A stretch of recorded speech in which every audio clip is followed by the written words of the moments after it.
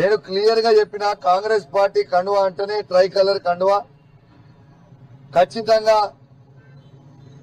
దీపాదాస్ మున్షి పక్షాన దీపాదాస్ మున్షి నాయకత్వంలో TPCC president Revanth Reddy గారి నాయకత్వంలో మార్చి 15/3/2024 నాడ కండువ కప్పుకొని కాంగ్రెస్ పార్టీలో చేరిందని చెప్పిన మార్చి 21/2024లో Congress party Secunderabad parliament candidate గా ఏఐసిసి అనౌన్స్ చేసింది. మరి ఏఐసిసి లిస్ట్ లో అనౌన్స్ చేసిన లిస్ట్ లో 46 నంబర్లో దానం నాగేందర్ గారి పేరు ఉన్నది అని అన్ని కూడా ఎవిడెన్స్ తో సహా చూపించడం జరిగింది. దానం నాగేందర్ గారు కాంగ్రెస్ పార్టీ పక్షాన పోటీ చేసి సికింద్రాబాద్ పార్లమెంట్ లో 4,29,000 ఓట్లు ఇలా తనకి పడ్డాయి. ఇది క్లియర్ కట్ కేసు. ఖచ్చితంగా మీరు దానం నాగేందర్ గారిని వెంటనే డిస్క్వాలిఫై చేయాలి అని వాళ్ళు అడిగిన ప్రతి క్వశ్చన్ లో కూడా నేను జవాబు చెప్పడం జరిగింది. నాకు పూర్తి నమ్మకం విశ్వాసం ఉన్నది, ఖచ్చితంగా స్పీకర్ గారు దానం నాగేందర్ గారిని డిస్క్వాలిఫై చేస్తారని. దీనికంటే క్లియర్ కట్ కేసు ఇంకెక్కడ ఉండదని విజ్ఞప్తి చేస్తా ఉన్నాను. రాహుల్ గాంధీ గారేమో కాన్స్టిట్యూషన్ ని చేతిలో పట్టుకొని దీన్ని మొత్తం బీజేపీ వాళ్ళు మొత్తం తుంగలకి దొక్కుతా ఉన్నారు అని రాహుల్ గాంధీ గారు ఆరోపణ చేస్తా ఉంటారు. మరి ఇవాళ రేవంత్ రెడ్డి గారు ఇక్కడ ఏమి చేస్తున్నారని అడుగుతా ఉన్నాను.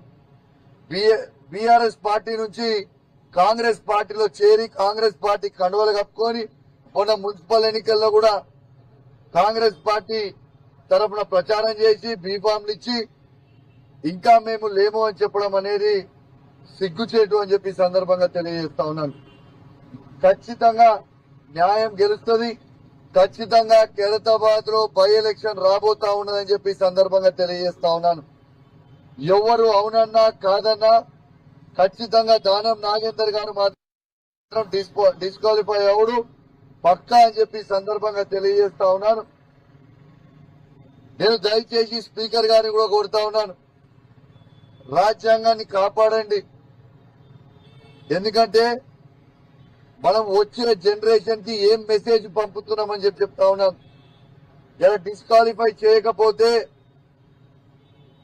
ఇలా ఏం మెసేజ్ పంపుతా ఉన్నామని చెప్పి చెప్తా ఉన్నాను. ఆనాడు బీఆర్ఎస్ పార్టీ అధికారంలో ఉన్ననాడు రేవంత్ రెడ్డి గారు పిసిసి ప్రెసిడెంట్ గా ఉన్ననాడు రేవంత్ రెడ్డి గారే స్వయంగా స్టేట్మెంట్ ఇచ్చిండ్రు. ఏమని ఇచ్చిండ్రు? రాళ్లతోని కొట్టి పార్టీ మారిన వాళ్ళని రాళ్లతోని కొట్టి చంపండి అని చెప్పిండు ఆ రోజు. మరి ఆ రోజు రేవంత్ రెడ్డి గారు చెప్పిన మాటకి ఈ రోజు రేవంత్ రెడ్డి గారు ఏం చేస్తున్నారని నేను అడుగుతా ఉన్నాను. మరి బీఆర్ఎస్ పార్టీ నుంచి చేర్చుకున్న 10 మంది ఎమ్మెల్యేలని మరి ఎందుకు రాళ్లతోని కొట్టి చంపుతలేవు రేవంత్ రెడ్డి గారు అని నేను అడుగుతా ఉన్నాను.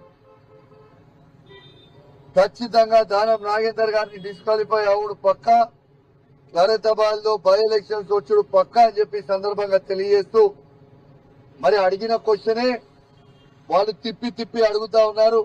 ఎన్ని తిప్పి అడిగినా కూడా అన్ని వాళ్ళు జాయిన్ అయిన ఎవిడెన్సులు, వాళ్ళు కండువ కప్పుకున్నది evidence, video clippings evidence, media video clipping evidence, ఇలా ఏఐసిసి లిస్టు అనౌన్స్ చేసింది ఎవిడెన్స్, ఇలా ప్రతిదీ ఎవిడెన్స్ అనేది వాళ్ళకి సబ్మిట్ చేయడం జరిగింది.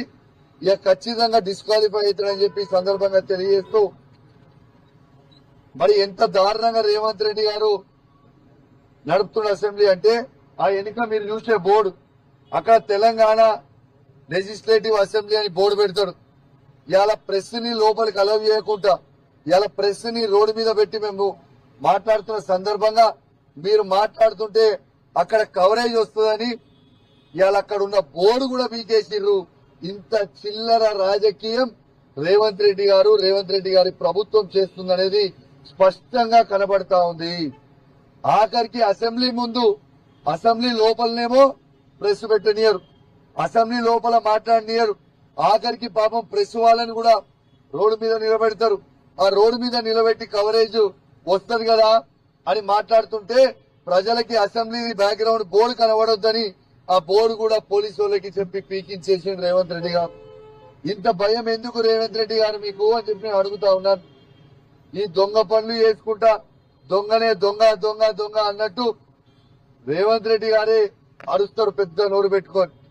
కానీ ఖచ్చితంగా చెప్తున్నా, మీరు ఎన్ని చిల్లర పనులు చేసినా, ఎన్ని దొంగ నాటకాలు చేసినా ఖచ్చితంగా వచ్చే అసెంబ్లీ ఎన్నికలలో మాత్రం ఖచ్చితంగా మీకు ప్రజలు బుద్ధి చెప్పబోతా ఉన్నారని చెప్పి సందర్భంగా తెలియజేస్తూ సెలవు తీసుకుంటా ఉన్నాను. జై తెలంగాణ, జై కేసీఆర్.